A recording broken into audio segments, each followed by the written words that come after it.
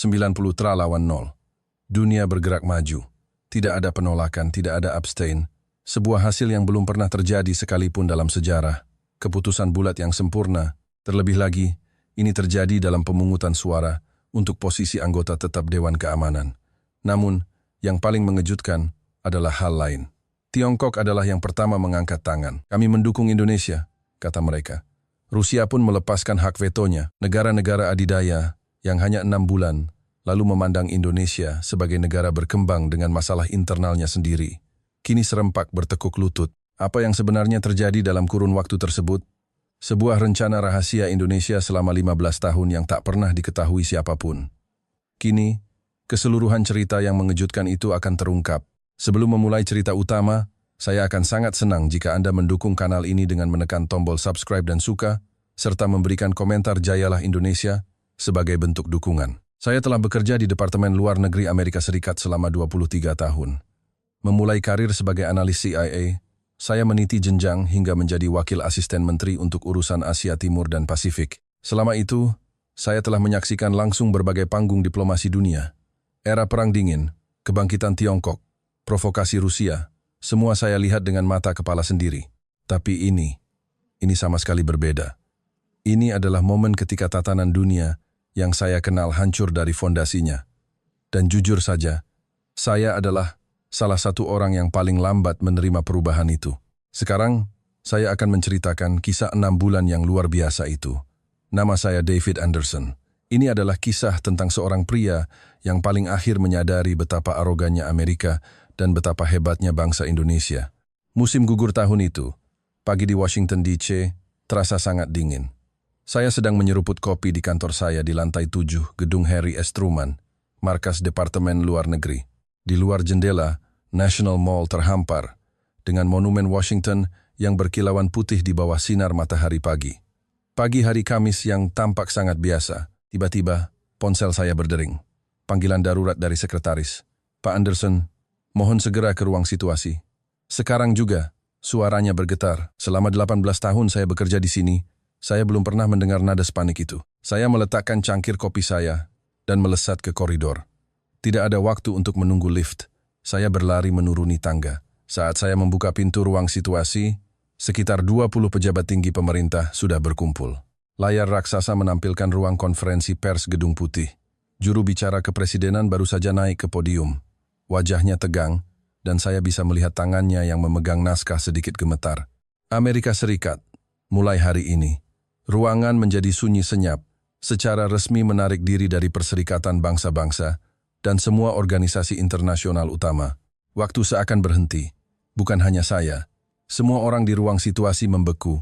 Saya mendengar suara cangkir kopi seseorang jatuh dan pecah di lantai, tapi tidak ada yang peduli. Amerika tidak akan lagi menghamburkan uang pajak rakyatnya untuk sistem internasional yang tidak efisien. Suara juru bicara itu terdengar tenang, namun bobot kata-katanya tak terbayangkan. 70 tahun. Selama 70 tahun, tatanan internasional yang dipimpin oleh Amerika Serikat kini runtuh hanya dengan satu pengumuman. James Sullivan, wakil menteri yang berdiri di sebelah saya, bergumam dengan suara rendah. Dia akhirnya melakukannya. Orang gila itu benar-benar melakukannya. Sullivan adalah seorang elang kebijakan luar negeri dengan karir 30 tahun. Sejak era Perang Dingin, dia adalah pendukung paling vokal doktrin America First. Bahkan wajahnya pun menunjukkan ekspresi yang rumit. Juru bicara melanjutkan. Selanjutnya, Amerika akan memprioritaskan hubungan bilateral yang didasarkan pada kepentingan nasional yang nyata. Sekian, dan begitulah akhirnya. Tanpa sesi tanya jawab, juru bicara itu melipat naskahnya dan meninggalkan podium. Layar menjadi gelap dan keheningan yang berat menyelimuti ruang situasi. 1 jam kemudian, rapat darurat diadakan. Semua kepala divisi Asia Timur, Eropa, Timur Tengah, Afrika berkumpul. Peta dunia di layar dinding menampilkan titik-titik merah yang menandakan zona konflik. Somalia, Yaman, Suriah, Myanmar, Ukraina Timur. Semua wilayah di mana Amerika terlibat melalui PBB, kini menjadi hampa dalam sekejap. Wakil Menteri Sullivan memimpin rapat. Mari kita urutkan situasinya. Apa yang paling mendesak saat ini? Kepala Divisi Eropa mengangkat tangan. Sekutu NATO panik. Panggilan darurat dari Inggris, Prancis, dan Jerman membanjiri kami. Apa kata mereka? Mereka bertanya, apakah Dewan Keamanan bisa berfungsi tanpa Amerika? Sullivan mencibir, memangnya kapan DKPBB pernah benar-benar berfungsi? Beberapa orang tertawa, tapi itu tawa yang hambar. Kepala Divisi Timur Tengah angkat bicara. Sekutu kami di Teluk juga menyuarakan keprihatinan. Arab Saudi, Qatar, katakan pada mereka untuk mengurusnya sendiri. Sampai kapan kita harus membereskan kekacauan mereka? Suara Sullivan terdengar tajam. Saya hanya diam mendengarkan. Saat itu, Kepala Divisi Afrika berbicara dengan hati-hati. Ada satu masalah, Pak. Apa itu? Zona perbatasan di Somalia. Bentrokan antara milisi bersenjata semakin intensif. Jika kita menarik diri. Sullivan memotongnya dengan lambaian tangan. Masalah Afrika harus diselesaikan oleh Afrika. Kenapa Amerika harus peduli sejauh itu? Tapi korban sipil. Dan kenapa itu jadi masalah Amerika? Ruang rapat menjadi hening. Sullivan berdiri. Baik, mari kita simpulkan. Prioritas kita jelas. Kita hanya akan mengelola wilayah yang secara langsung menyangkut keamanan Amerika. Sisanya, biarkan negara masing-masing mengurusnya sendiri. Saat dia berjalan menuju pintu, dia berhenti. Oh, satu lagi. Dia berbalik. Bagaimana dengan Asia Timur? Apa reaksi Indonesia? Atau Tiongkok? Saya menjawab, Tiongkok telah mengadakan rapat kabinet darurat.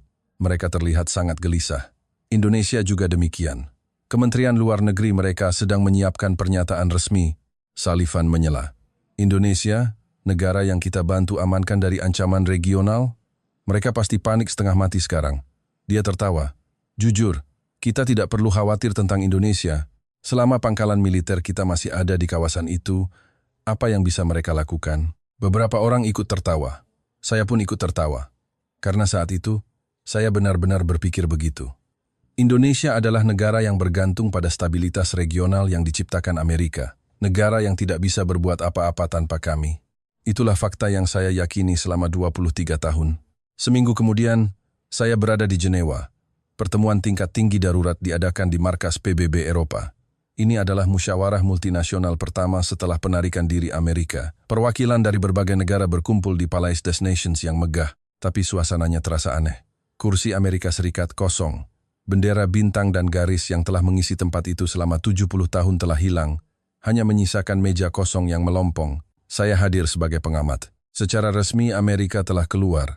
Tetapi kami tetap perlu memantau situasi. Pertemuan dimulai. Perwakilan Inggris membuka suara. Bagaimana kita mengisi kekosongan yang ditinggalkan Amerika. Itulah agenda utama kita hari ini. Perwakilan Prancis mengangkat tangan. Saya percaya Uni Eropa harus mengambil peran kepemimpinan. Kita memiliki pengalaman dan sumber daya. Perwakilan Jerman menggelengkan kepala. Tapi koordinasi di dalam UI adalah masalah. Untuk mencapai konsensus 27 negara anggota akan memakan waktu setidaknya 6 bulan.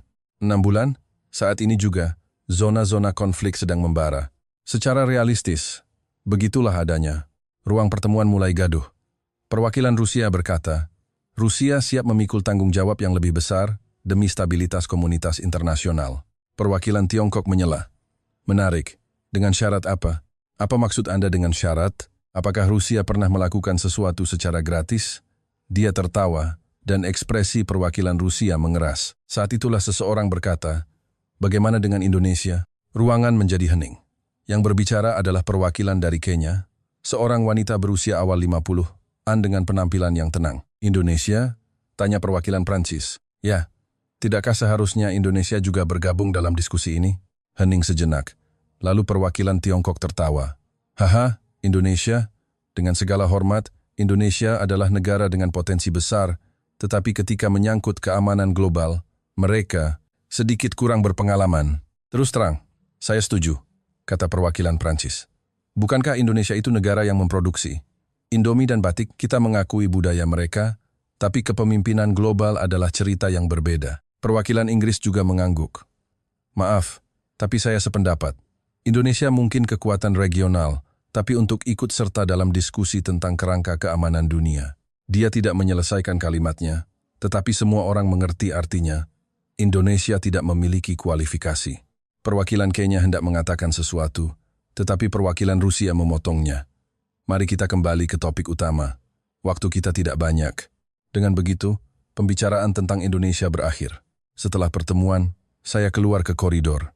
Sinar matahari musim gugur Jenewa masuk melalui jendela, tetapi hati saya tetap berat. Saat itu, seseorang mendekati saya.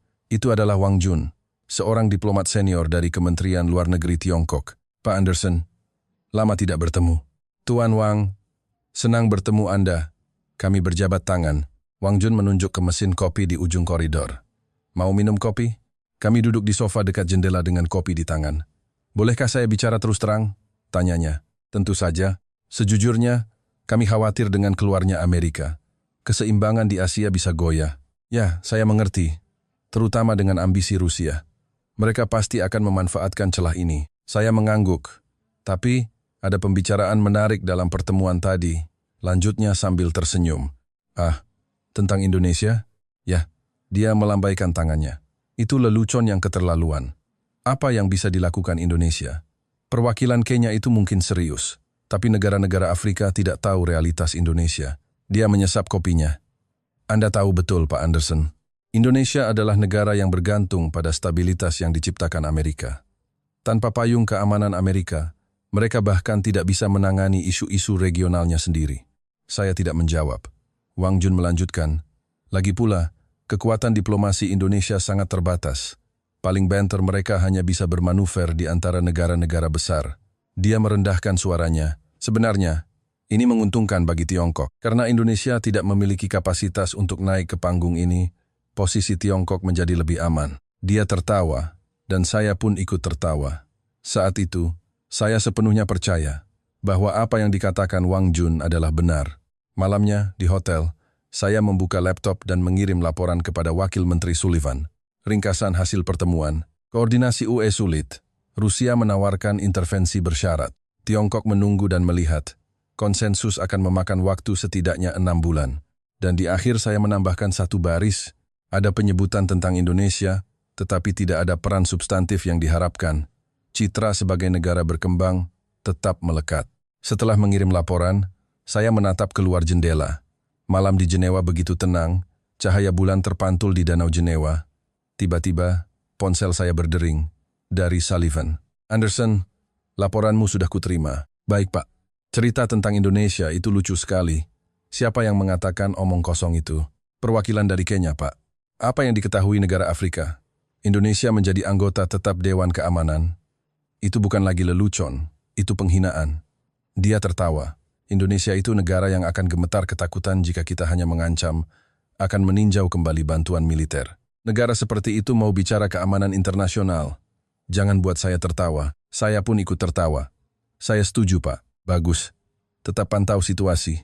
Eropa pada akhirnya akan mengurus masalah mereka sendiri. Telepon ditutup. Saya berdiri di dekat jendela, termenung.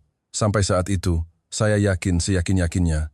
Indonesia bukan apa-apa tanpa Amerika. Indonesia hanyalah negara yang perlu kami lindungi.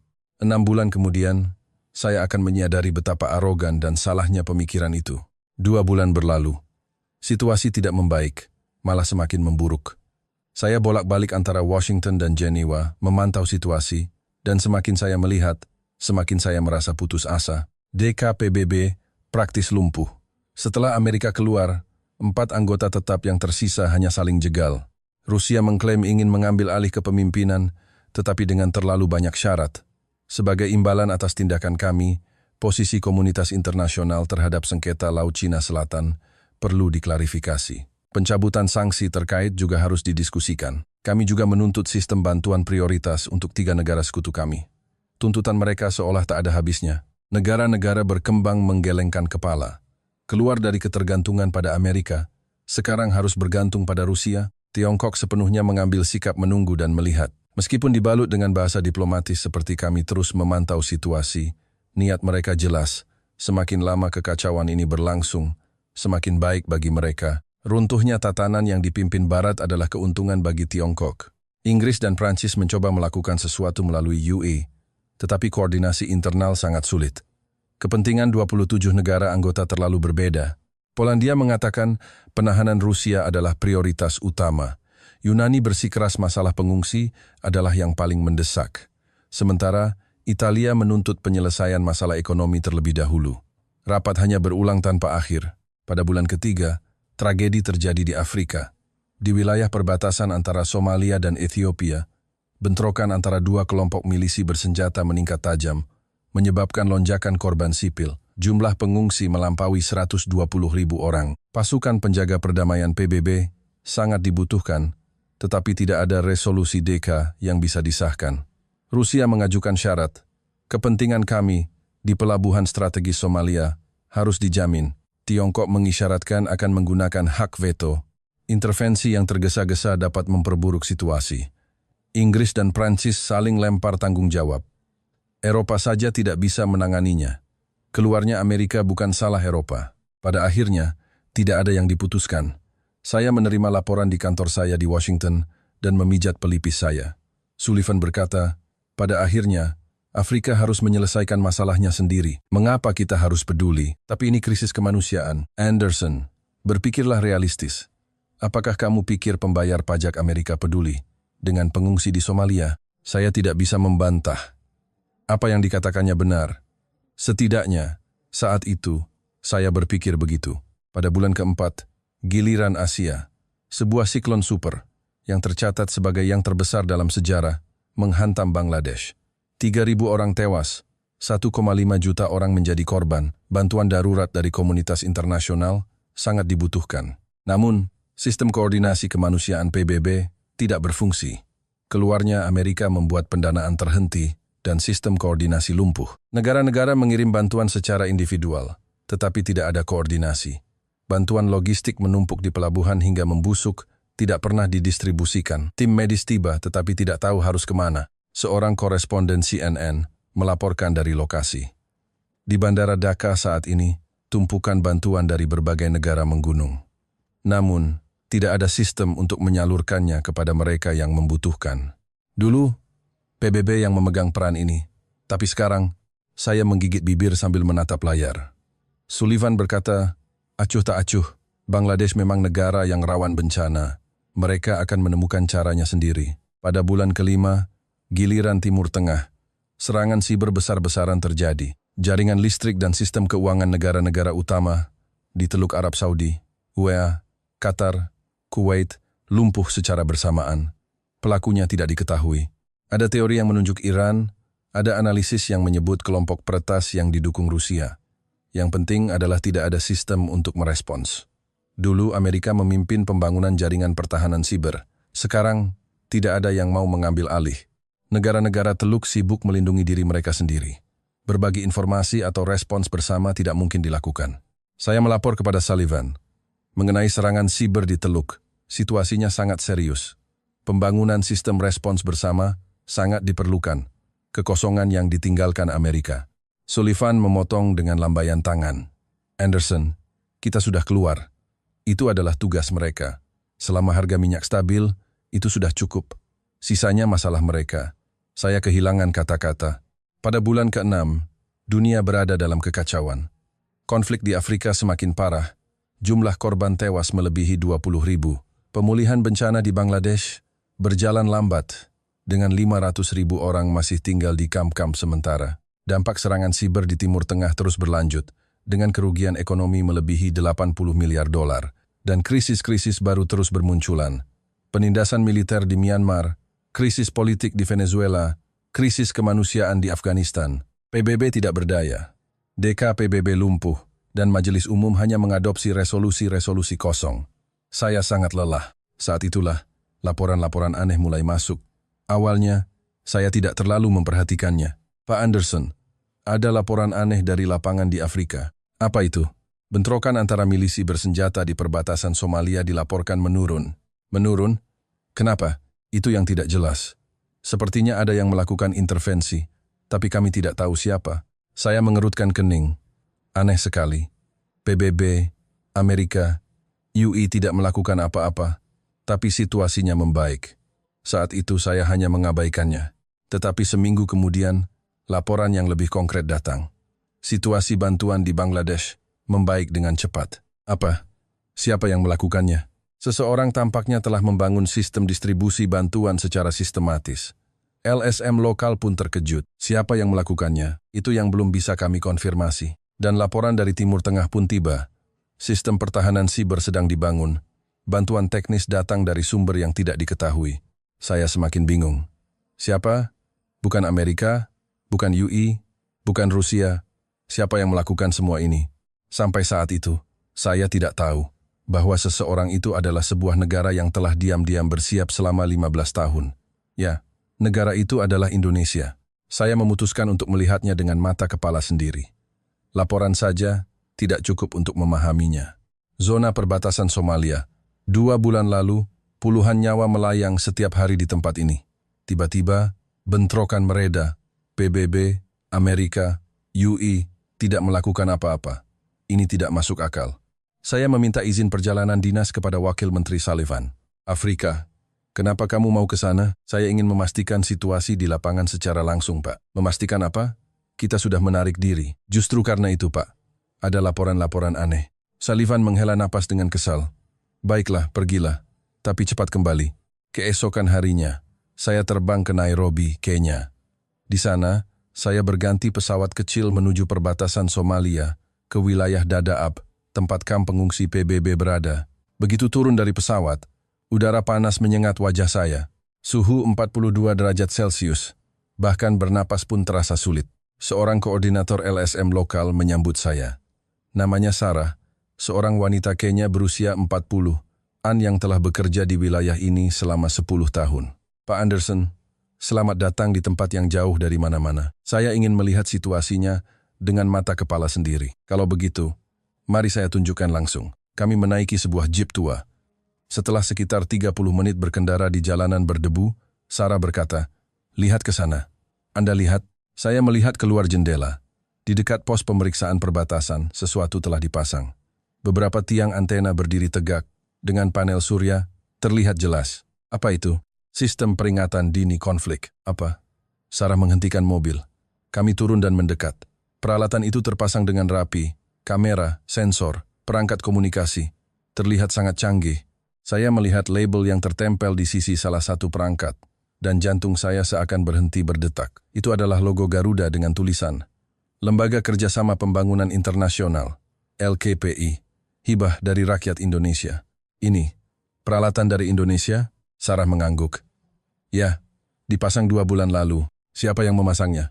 Sebuah tim dari Indonesia. Mereka datang diam-diam, memasangnya, dan pergi dengan tenang. Saya berdiri terpaku. Apa fungsi sistem ini? Sistem ini mendeteksi pergerakan milisi bersenjata. Ketika potensi bentrokan terdeteksi, sistem akan mengirimkan peringatan ke kedua belah pihak. Secara bersamaan, notifikasi juga dikirim ke komunitas internasional. Dan itu yang membuat bentrokan berkurang. Ya, serangan mendadak menjadi tidak mungkin, karena pergerakan masing-masing pihak menjadi terlihat. Dalih untuk menyerang, lebih dulu menjadi hilang. Saya kehilangan kata-kata. Selama 6 bulan Amerika, UI, dan PBB hanya sibuk rapat, Indonesia sudah berada di lapangan menyelesaikan masalah. Sarah membawa saya ke kamp pengungsi. Di pintu masuk, ada sebuah fasilitas medis darurat. Di sana pun, saya melihat logo yang sama.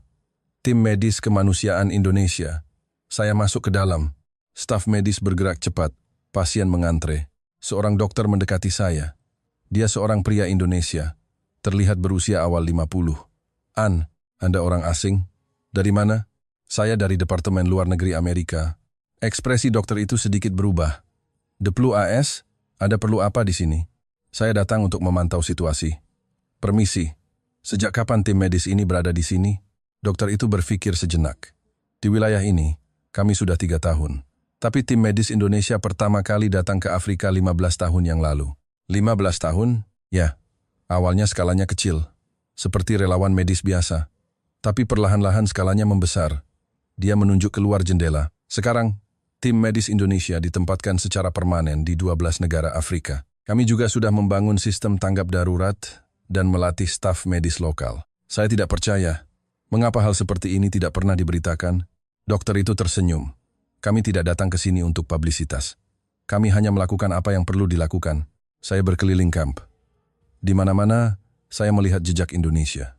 Fasilitas air bersih, generator tenaga surya, toilet portabel, semuanya dipasang dengan tenang dan sistematis. Sarah berkata, "Biar saya jujur, Pak Anderson." Saya menatapnya. Awalnya, saya juga tidak tahu banyak tentang Indonesia. Mungkin hanya Bali dan rendang. Itu saja yang saya tahu. Dia menggelengkan kepala. Tapi setelah 10 tahun bekerja di sini, saya mengerti. Indonesia berbeda dari negara lain. Berbeda bagaimana? Negara lain datang, mengambil foto, lalu pulang. Mereka mengeluarkan siaran pers, mengumumkan pencapaian mereka, dan selesai. Tapi Indonesia, dia berhenti sejenak. Indonesia tinggal. Mereka tetap bersama kami sampai sistemnya benar-benar berfungsi. Dan mereka memastikan orang-orang lokal bisa mengelolanya sendiri. Dada saya terasa sesak. Dan yang paling penting, Sarah menatap lurus ke mata saya. Indonesia tidak meminta imbalan apapun. Tidak ada dukungan politik, tidak ada konsesi ekonomi. Mereka hanya bertanya apa yang dibutuhkan, menyediakannya, lalu pergi. Saya tidak bisa berkata apa-apa. Di dalam pesawat kembali ke Nairobi, saya termenung. 15 tahun. Indonesia telah melakukan kegiatan ini selama 15 tahun.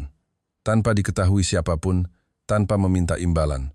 Mengapa? Sementara Amerika menghitung untung rugi, Rusia mengajukan syarat, dan Tiongkok hanya menonton. Mengapa Indonesia melakukan semua ini tanpa pamrih? Saya mengeluarkan ponsel dan mulai mencari. Relawan Indonesia di luar negeri, pasukan Garuda PBB, bantuan bencana Indonesia. Informasi mengalir deras. Sudan Selatan, Lebanon, Haiti, Filipina, Nepal, Indonesia telah bekerja secara diam-diam namun konsisten di seluruh penjuru dunia. Hanya saja saya tidak tahu, atau lebih tepatnya, saya tidak peduli. Prasangka bahwa Indonesia adalah negara yang bergantung pada Amerika telah membutakan mata saya. Segera setelah kembali dari Kenya, saya terbang ke Bangladesh, ke lokasi bencana siklon.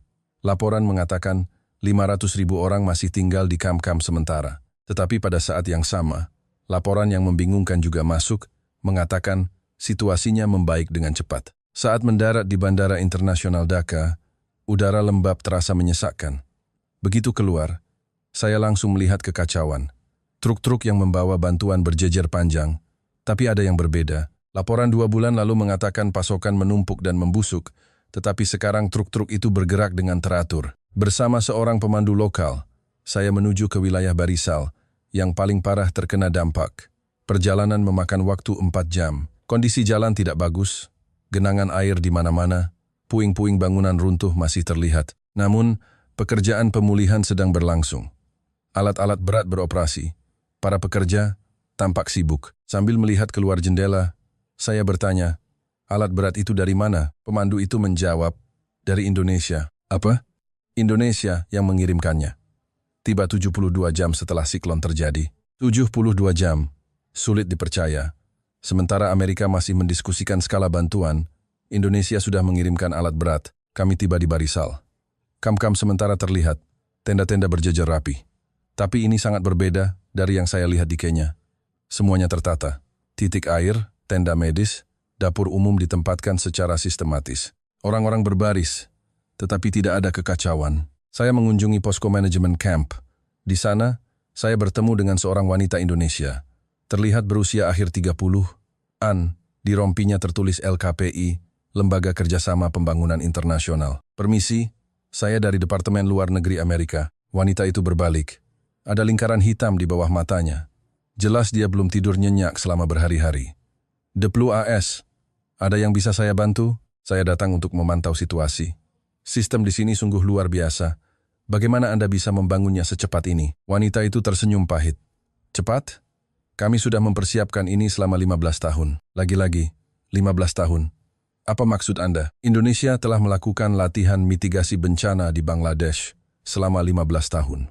Bersama dengan pejabat lokal dan LSM, kami mengadakan latihan gabungan setiap tahun. Mata saya terbelalak. Jadi sistemnya sudah ada? Ya, ketika bencana terjadi, semua orang sudah tahu siapa harus melakukan apa. Sistem ini dirancang agar kami bisa langsung bergerak begitu tiba. Dia mengeluarkan tablet dan menunjukkannya kepada saya. Layar menampilkan diagram yang kompleks, alur logistik, penempatan personel, proyeksi kebutuhan medis.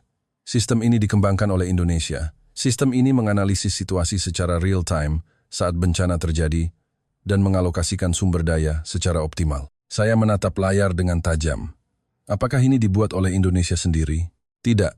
Kami mengembangkannya bersama pemerintah Bangladesh, LSM lokal, dan organisasi internasional. Indonesia menyediakan teknologinya, dan mendukung pelatihannya. Dia menunjuk keluar jendela. Staf lokal yang Anda lihat di sana, semuanya pernah menerima pelatihan di Indonesia. Mereka bahkan bisa berbahasa Indonesia. Saya melihat keluar. Orang-orang Bangladesh bekerja dengan cekatan, berkomunikasi secara alami dengan staf dari Indonesia. Mengapa Anda melakukan semua ini? Wanita itu memiringkan kepalanya mendengar pertanyaan saya. Apanya? Mengapa Indonesia harus berbuat sejauh ini? Bangladesh tidak melakukan apapun yang secara khusus menguntungkan Indonesia, bukan? Mengapa melakukannya tanpa imbalan? Wanita itu tersenyum. Pak Anderson, Indonesia memiliki sejarah panjang dijajah dan berjuang untuk kemerdekaan. Kami tahu betul bagaimana rasanya menjadi bangsa yang diremehkan. Saya mengangguk. Semangat Konferensi Asia Afrika di Bandung tahun 1955 mengajarkan kami tentang solidaritas, bahwa bangsa-bangsa yang pernah tertindas harus saling membantu. Tanpa pamrih, dia memandang ke sekeliling kamp. Ini hanyalah cara kami mempraktikkan semangat itu. Dulu kami berjuang sendiri, jadi sekarang giliran kami untuk membantu yang lain. Dada saya terasa sesak. Saat berkeliling kamp, saya bertemu dengan seorang pria tua. Pria Bangladesh berusia 70-an, berjalan tertatih-tatih. Melalui seorang penerjemah, saya bertanya, "Bagaimana kondisi Anda?" Pria tua itu mengangguk. "Rumah saya hancur karena siklon. Kaki saya terluka. Saya pikir saya akan mati." Matanya berkaca-kaca. Tapi dokter dari Indonesia menyelamatkan saya. Mereka mengoperasi saya sepanjang malam. Saya mendengarkan dengan tenang. "Orang Indonesia itu berbeda," katanya. "Orang dari negara lain datang, mengambil foto, lalu pulang. Mereka hanya berjanji, tapi tidak pernah menepatinya. Tapi Indonesia..." Dia berhenti, berpikir sejenak. Indonesia menatap mata kami. Mereka mendengarkan cerita kami. Mereka bertanya apa yang kami butuhkan. Pria tua itu menggenggam tangan saya.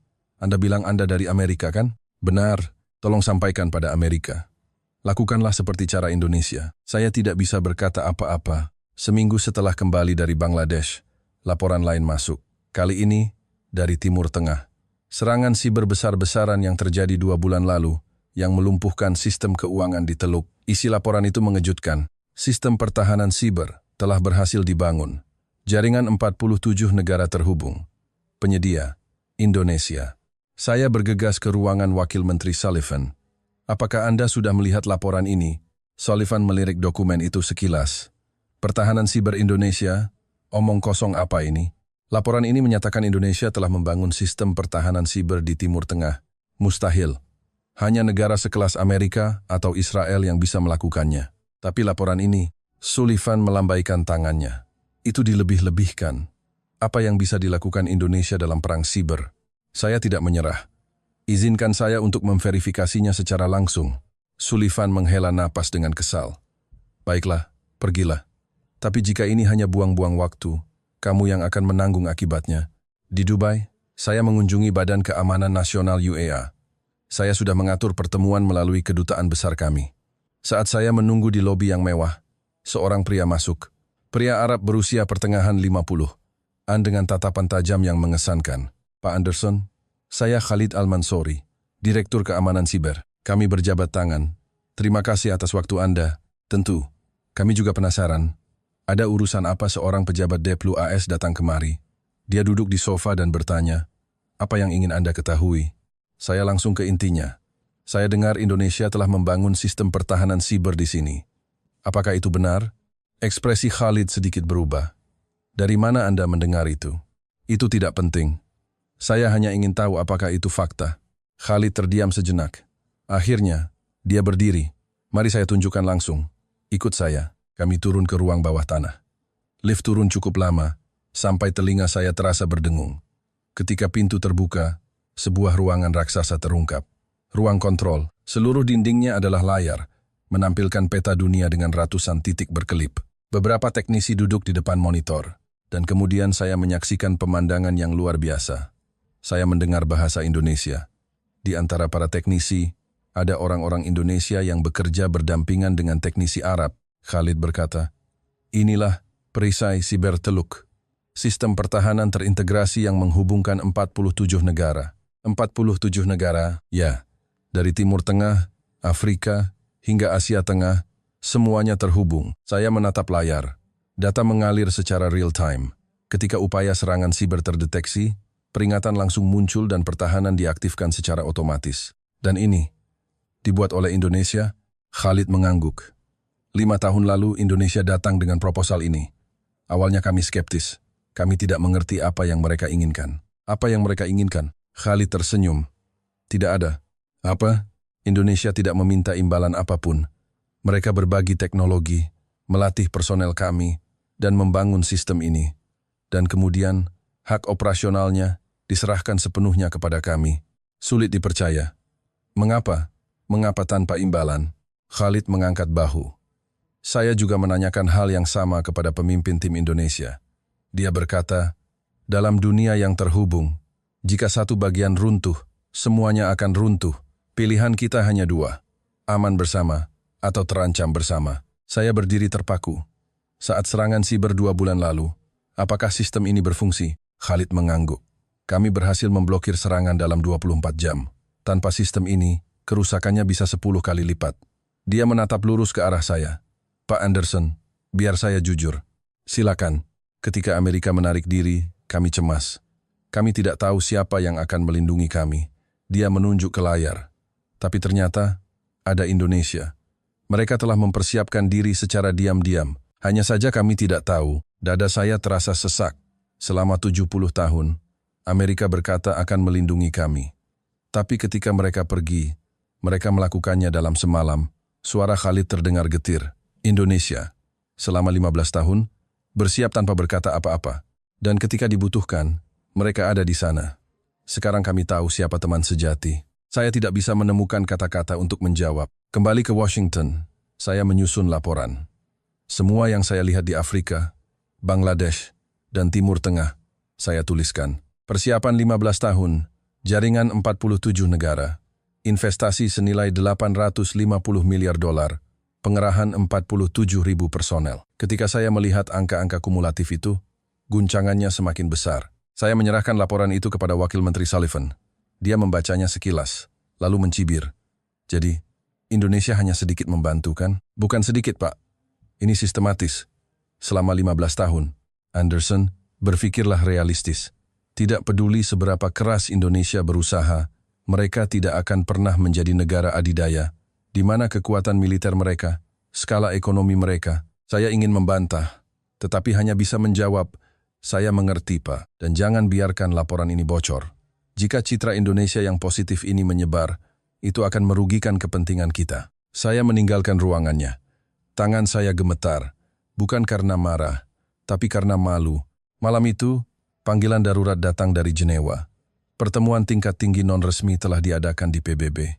Agendanya, pembangunan kerangka kerja keamanan internasional yang baru. Keesokan harinya, saya terbang ke Jenewa. Begitu masuk ke ruang pertemuan, saya menyadari suasananya aneh. Perwakilan Inggris, Prancis, dan Jerman tampak sangat serius. Wang Jun dari Tiongkok juga ada di sana. Wajahnya tegang. Pertemuan dimulai. Perwakilan UA membuka suara. Ada sesuatu yang harus kita akui secara jujur. Semua mata tertuju padanya. Selama 6 bulan terakhir, kita tidak melakukan apa-apa. Tapi seseorang telah melakukan sesuatu. Dia mengeluarkan setumpuk dokumen. Perbaikan situasi di zona konflik Afrika, pemulihan bencana di Bangladesh, pertahanan siber di Timur Tengah. Apakah Anda semua menyadari ada satu benang merah? Henning, Indonesia. Ruang pertemuan bergemuruh. Wang Jun menyela, tunggu dulu. Hanya karena Indonesia memberikan sedikit bantuan, jangan kita melebih-lebihkannya. Perwakilan UA menggelengkan kepala. Ini bukan melebih-lebihkan. Lihat datanya. Dia menampilkan data di layar. Catatan kegiatan kerjasama internasional Indonesia selama 15 tahun terakhir. Pengiriman personel, bantuan bencana, relawan medis, kerjasama teknis. Angka-angka membanjiri layar. Indonesia telah menginvestasikan 850 miliar dolar selama 15 tahun. Mengerahkan 47.000 personel dan membangun jaringan kerja sama dengan 47 negara. Ruangan menjadi sunyi dan semua ini dilakukan tanpa meminta imbalan. Tidak ada tuntutan politik, tidak ada konsesi ekonomi. Perwakilan UI menatap sekeliling meja. Saudara-saudara, selama 6 bulan kita hanya rapat.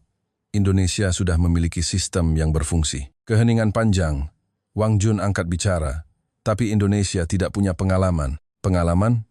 Potong perwakilan UE dengan tajam. Tuan Wang, apa yang telah dilakukan Tiongkok selama 6 bulan terakhir? Wajah Wang Jun memerah. Kami menghadiri rapat, menyuarakan pendapat, dan hasilnya Wang Jun tidak bisa menjawab. Perwakilan Inggris menyela. Jujur saja, kita semua telah meremehkan Indonesia. Dia menghela napas. Negara berkembang yang hanya bisa membuat produk konsumsi. Negara yang bergantung pada Amerika. Begitulah yang kita pikirkan. Dia menggelengkan kepala. Kita salah. Benar-benar salah. Suasana di ruangan itu mulai berubah. Setelah pertemuan, saya berpapasan dengan Wang Jun di koridor. Ekspresinya rumit. Pak Anderson, Tuan Wang, dia berkata dengan suara rendah. Jujur, saya terkejut. Tentang apa? Saya tidak pernah menyangka Indonesia bisa sejauh ini. Dia menatap keluar jendela. Tiongkok selalu memandang rendah Indonesia. Ada sejarah masa lalu, dan setelah kemerdekaan pun mereka adalah negara yang miskin. Dia menggeleng. Tapi sekarang, sepertinya Indonesia lebih maju dari kami. Setidaknya dalam bidang ini, saya mendengarkan dalam diam. Sekarang Beijing gempar. Berita tentang aktivitas Indonesia menyebar, dan kritik membanjir. Menanyakan apa yang telah dilakukan Tiongkok selama ini. Dia menatap saya. Pak Anderson, bagaimana dengan Amerika? Saya menghindari jawaban. Pimpinan kami masih mengevaluasi situasi. Wang Jun tersenyum pahit. Tentu saja, Amerika tidak akan mau mengakuinya. Dia berbalik dan berkata, tapi kenyataan tidak akan berubah. Indonesia sudah bergerak, dan kita semua hanya diam di tempat. Seminggu kemudian, pertemuan tingkat tinggi kembali diadakan di PBB. Kali ini, pertemuan resmi. Agendanya sangat mengejutkan. Reformasi Dewan Keamanan PBB, pertimbangan penambahan anggota tetap baru. Saya duduk di barisan paling belakang ruang sidang. Jantung saya berdebar kencang. Sekretaris Jenderal PBB membuka suara. Selama 6 bulan terakhir, komunitas internasional menghadapi tantangan serius. Penarikan diri Amerika telah melumpuhkan DKPBB, dan banyak krisis terabaikan. Dia berhenti sejenak. Namun, di tengah semua itu, ada pihak yang tetap memenuhi tanggung jawabnya. Ruangan menjadi hening. Republik Indonesia, gemuruh terdengar. Selama 15 tahun terakhir, Indonesia secara diam-diam telah membangun sistem kerja sama internasional, dan mereka telah mengisi kekosongan yang ditinggalkan Amerika, di Afrika, di Asia, di Timur Tengah. Sekjen menatap sekeliling meja. Hari ini, kita akan secara resmi membahas peran Indonesia. Saat itu, perwakilan Rusia mengangkat tangan. Namanya Sergei Volkov, seorang diplomat veteran. Tunggu dulu. Semua mata tertuju padanya. Mengusulkan Indonesia sebagai anggota tetap, itu terlalu dini. Dia berkata sambil meletakkan dokumennya, Indonesia adalah sekutu Amerika. Secara de facto, mereka adalah boneka Amerika. Jika negara seperti itu menjadi anggota tetap, keseimbangan DKPBB akan rusak. Ruangan menjadi gaduh. Wang Jun mengangkat tangan. Saya setuju. Indonesia kurang pengalaman. Anggota tetap harus memiliki sejarah dan rekam jejak lebih dari 70 tahun. Perwakilan Prancis juga menyela. Hanya karena Indonesia memberikan sedikit bantuan, langsung menjadi anggota tetap? Bukankah itu terlalu tergesa-gesa? Pendapat yang menentang terus bermunculan. Dada saya terasa sesak. Apakah ini tidak akan berhasil? Saat itulah, pintu terbuka dan seorang wanita masuk. Wanita berusia pertengahan 40-an dengan setelan rapi. Dia adalah perwakilan Indonesia. Diplomat senior dari Kementerian Luar Negeri, Kartika Wijayanti. Dia duduk dengan tenang. Sekjen berkata, Ibu Kartika, silakan. Kartika Wijayanti berdiri perlahan. Suaranya tenang. Terima kasih Bapak Sekjen. Dia memandang sekeliling ruangan. Saya memahami kekhawatiran Anda semua. Indonesia adalah negara besar, tapi bukan negara adidaya dalam pengertian tradisional. Dia tersenyum. Tapi, ada satu hal yang ingin saya tanyakan. Dia menatap perwakilan Rusia. Tuan Volkov, selama 6 bulan terakhir, kontribusi apa yang telah diberikan Rusia untuk konflik di Afrika? Ekspresi Volkov mengeras. Kami telah melakukan upaya diplomatik. Bisakah Anda menyebutkannya dalam angka? Henning, Kartika beralih ke Wang Jun.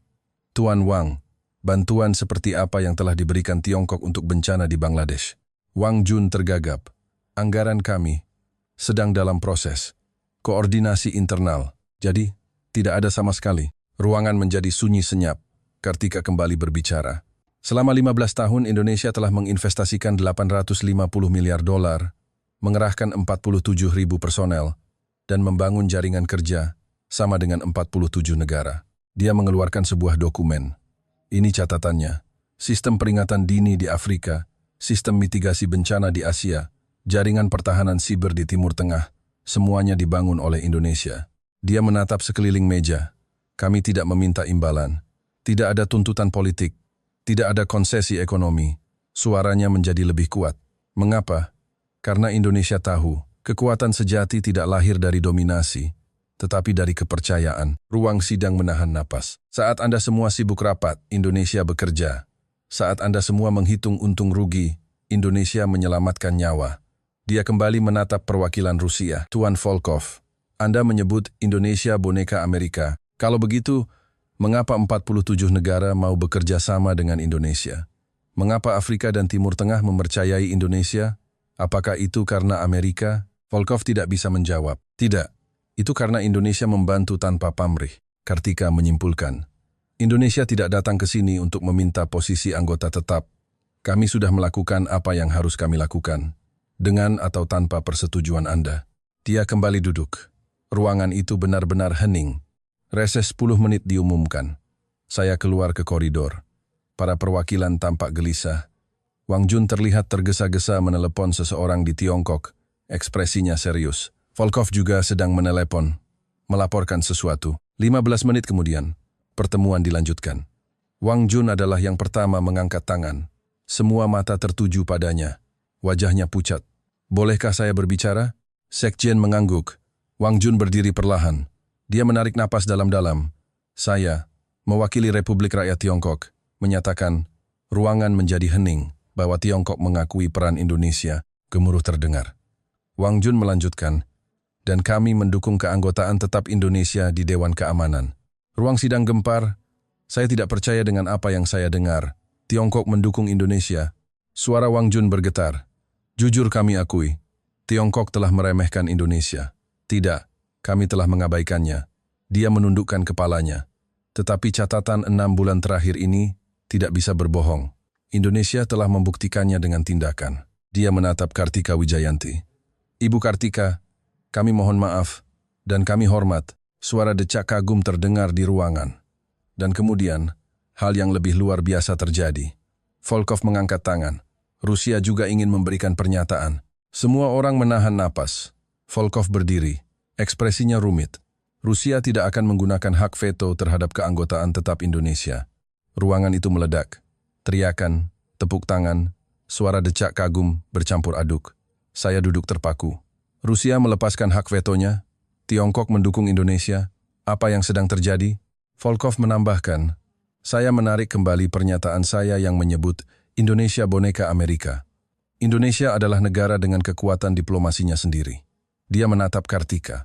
Rusia juga harus belajar. Apa artinya membantu tanpa meminta imbalan? Ruangan kembali bergemuruh.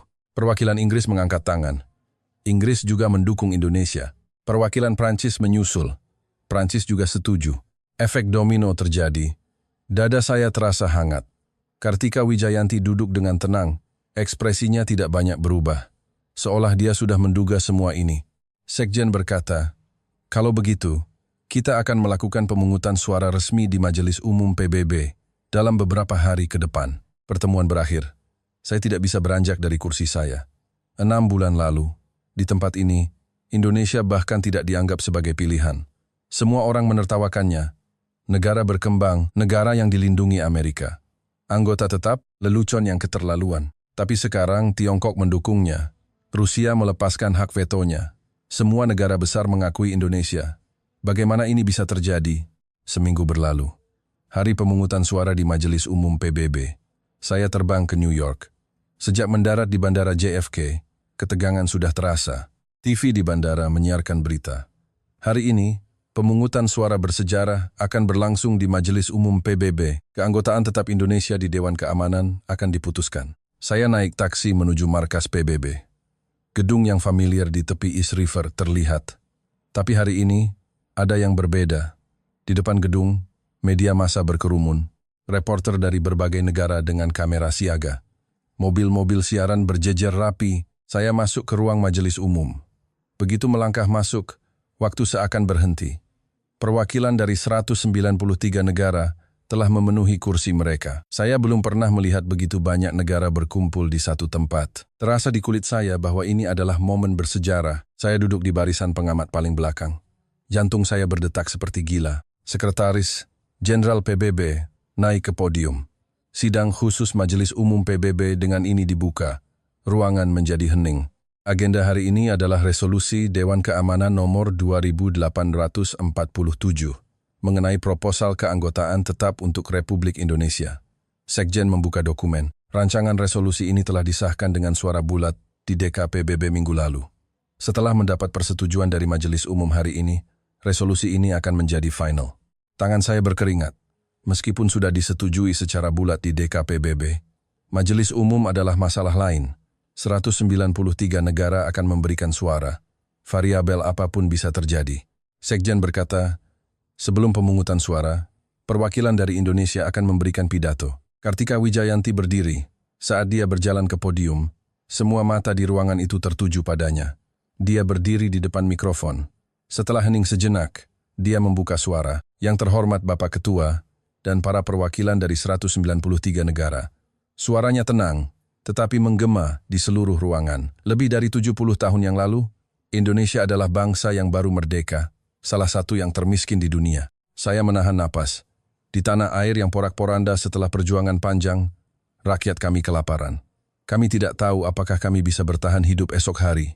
Dia menatap sekeliling ruangan. Pada saat itu, dunia mengulurkan tangan. PBB membantu Indonesia. Tanpa meminta imbalan apapun, suaranya sedikit bergetar. Tanpa dukungan itu, tidak akan ada Indonesia hari ini. Ruangan itu benar-benar sunyi. Indonesia tidak pernah melupakan kebaikan itu. Kartika mengambil dokumen di atas podium. Selama 15 tahun terakhir, Indonesia telah menginvestasikan 850 miliar dolar, mengerahkan 47.000 personel, dan bekerja sama dengan 47 negara. Dia meletakkan dokumen itu. Kami membalas budi karena kami pernah dibantu. Dada saya terasa hangat. Indonesia tidak menginginkan hegemoni. Kami tidak ingin mendominasi. Dia berkata dengan tegas, yang kami inginkan hanya satu. Di dunia yang terhubung ini, kita semua aman bersama. Dia menutup pidatonya. Hari ini, apapun pilihan yang Anda buat, Indonesia akan terus bekerja, tanpa pamrih, dengan penuh tanggung jawab. Dia menundukkan kepalanya. Terima kasih. Tepuk tangan bergemuruh di ruangan itu. Awalnya, dari beberapa negara, Afrika, Asia Tenggara, Timur Tengah, kemudian menyebar. Dari Eropa, Amerika Selatan, seluruh Asia. Tepuk tangan menyelimuti seluruh ruangan. Saya merasakan mata saya memanas. Kartika kembali ke kursinya. Ekspresinya tetap tenang. Namun, matanya tampak berkaca-kaca. Sekjen kembali ke podium. Sekarang kita akan memulai pemungutan suara. Ruangan kembali hening. Bagi negara yang setuju dengan proposal keanggotaan tetap Indonesia di Dewan Keamanan, tekan tombol hijau. Yang menolak, tombol merah. Yang abstain, tombol kuning. Saya mengepalkan tangan. Di layar raksasa di depan, angka-angka muncul. Setuju, 0. Menolak, 0. Abstain, 0. Pemungutan suara dimulai. Angka pertama berubah. Setuju, 100. Lalu, setuju, 2. Nigeria. Setuju. 5, 12, 27. Angka itu bertambah dengan cepat. Saya menatap layar lekat-lekat. Angka menolak masih 0. Abstain juga 0. Setuju. 58, 592 sabun. Gemuruh mulai terdengar di ruangan. Semua negara memilih setuju. Setuju. 156. Sepantudu hanta. Sepantudu hanta. Sepantudu hanta. Sepantudu hanta. Jantung saya serasa mau meledak. Setuju. 192. Tinggal satu lagi. Saya melihat layar. Negara terakhir yang belum memilih ditampilkan, Amerika Serikat. Ruangan menahan napas. Secara resmi Amerika telah keluar dari PBB, tetapi sebagai pengamat, kami diizinkan berpartisipasi dalam pemungutan suara ini. Ini memiliki makna simbolis. Pilihan apa yang akan diambil Amerika? Saya melihat ke arah delegasi Amerika. Wakil Menteri Sullivan duduk di sana. Wajahnya tegang. Tangannya berhenti di atas tombol. 10 detik berlalu. 20 detik. Seluruh ruangan menatapnya. Sullivan perlahan menggerakkan tangannya. Tombol hijau. Layar berubah. Setuju. 193. Menolak. 0. Abstain. 0. Ruangan itu meledak. Tepuk tangan dan sorak-sorai membahana. 193 lawan 0. Tanpa satu suara pun menolak, tanpa satu suara pun abstain. Sebuah keputusan bulat yang belum pernah terjadi sebelumnya dalam sejarah PBB. Saya tidak bisa beranjak dari kursi. Air mata mengalir di pipi saya. Saya tidak tahu mengapa saya menangis. Apakah karena gembira, malu, atau terharu? Semua emosi bercampur aduk. Sekjen memegang mikrofon. Saya nyatakan resolusi 2847 disahkan dengan suara bulat. Tepuk tangan kembali bergemuruh. Mulai hari ini, Republik Indonesia menjadi anggota tetap ke-6 Dewan Keamanan Perserikatan Bangsa-Bangsa. Kartika Wijayanti berdiri. Perwakilan dari berbagai negara menghampirinya, ingin berjabat tangan. Perwakilan Afrika datang pertama. Terima kasih. Indonesia tidak pernah melupakan kami. Perwakilan Bangladesh menggenggam tangannya. Indonesia adalah teman sejati. Perwakilan Timur Tengah juga berbaris. Bersama Indonesia, kami merasa aman. Saya menatap pemandangan itu, dan saya sadar, ini bukan kemenangan Indonesia. Ini adalah kemenangan kepercayaan. Kepercayaan yang telah dibangun selama 15 tahun, secara diam-diam, tanpa pamrih. Hari ini, kepercayaan itu meledak. Setelah pemungutan suara, saya keluar ke koridor. Wakil Menteri Sullivan berdiri di dekat jendela. Punggungnya terlihat, bahunya terkulai lemas. Saya mendekatinya. Pak, Sullivan berbalik. Matanya merah. Anderson. Dia menarik napas. Saya salah. Saya tidak bisa berkata apa-apa. Saya telah meremehkan Indonesia, negara berkembang, negara yang kita lindungi. Dia menggelengkan kepala. Benar-benar salah. Sullivan menatap keluar jendela. Selama 23 tahun saya berdiplomasi, saya percaya Amerika adalah pusat dunia. Tanpa Amerika, tidak ada yang bergerak. Begitulah yang saya pikirkan. Suaranya bergetar, tapi hari ini kita melihatnya. Bukan, 193 negara memberikan suara untuk Indonesia. Termasuk Amerika. Dia menatap saya. Kau tahu kenapa? Saya menggeleng.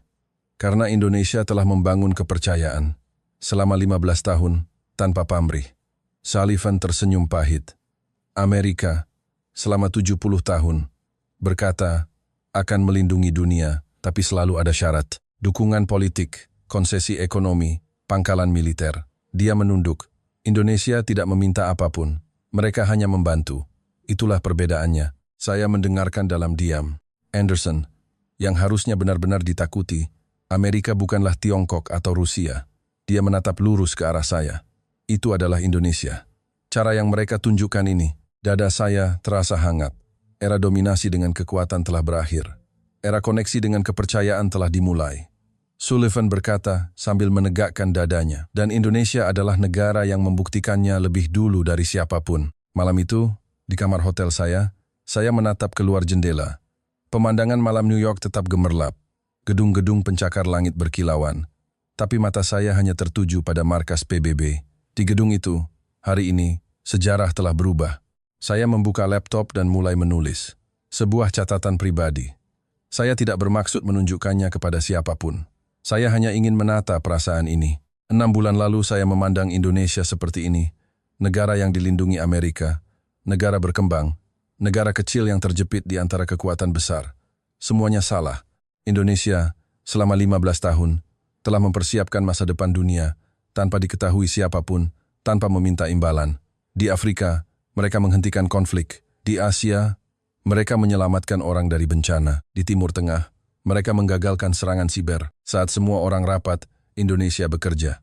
Saat semua orang menghitung untung rugi, Indonesia hanya membantu. Dan hari ini, 193 negara memilih Indonesia. 0 penolakan, 0 abstain. Sebuah kebulatan suara yang belum pernah terjadi dalam sejarah. Mengapa? Bukan karena kekuatan.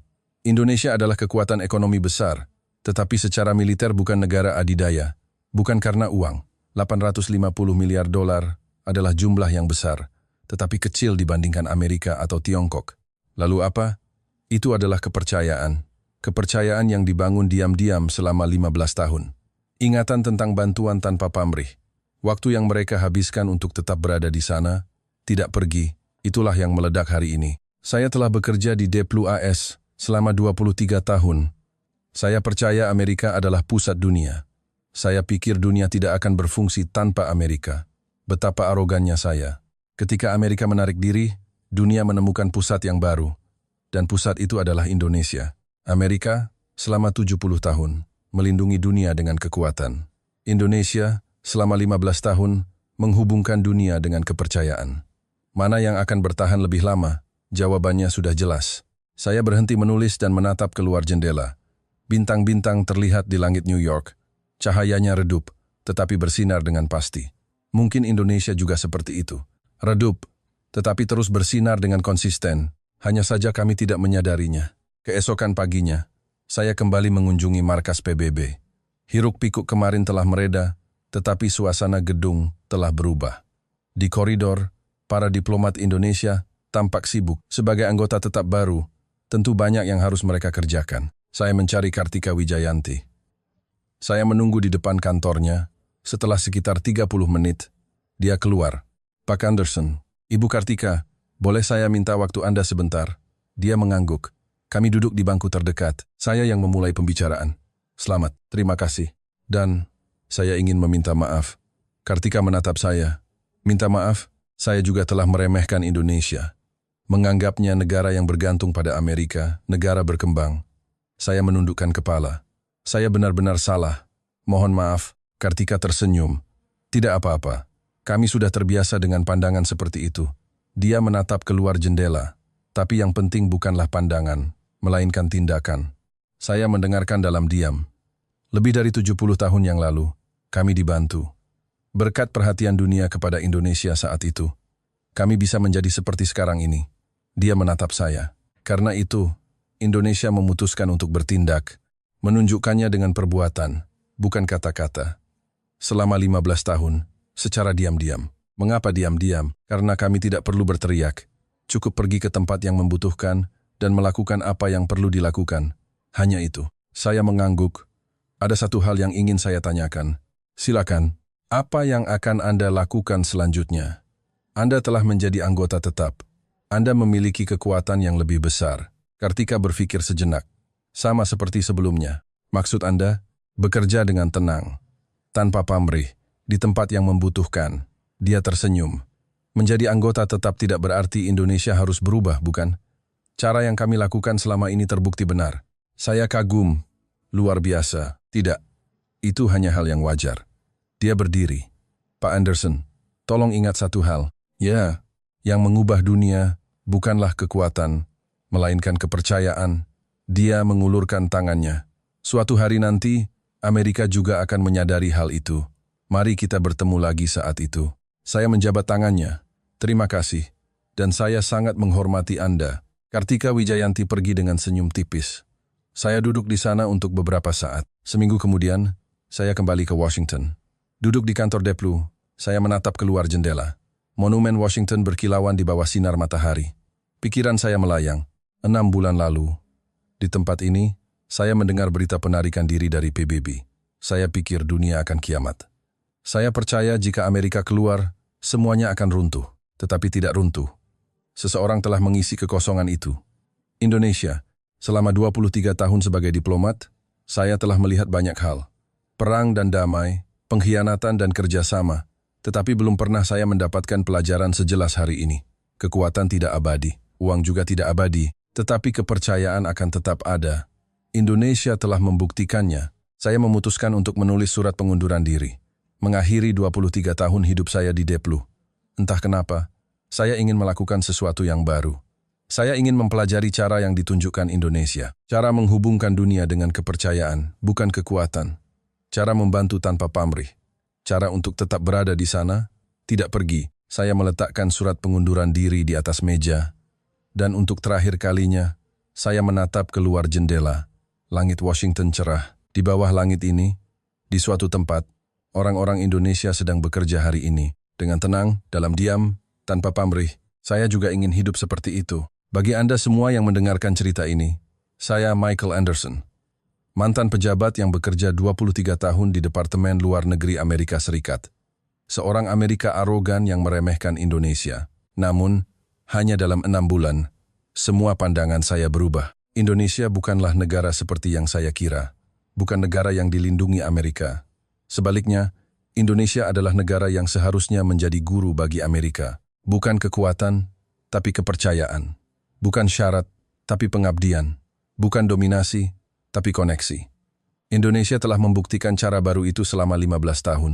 Dan dunia telah mengakuinya. 193 lawan 0, sebuah kebulatan suara yang belum pernah terjadi dalam sejarah. Sekarang saya mengerti. Yang mengubah dunia bukanlah kekuatan, melainkan kepercayaan.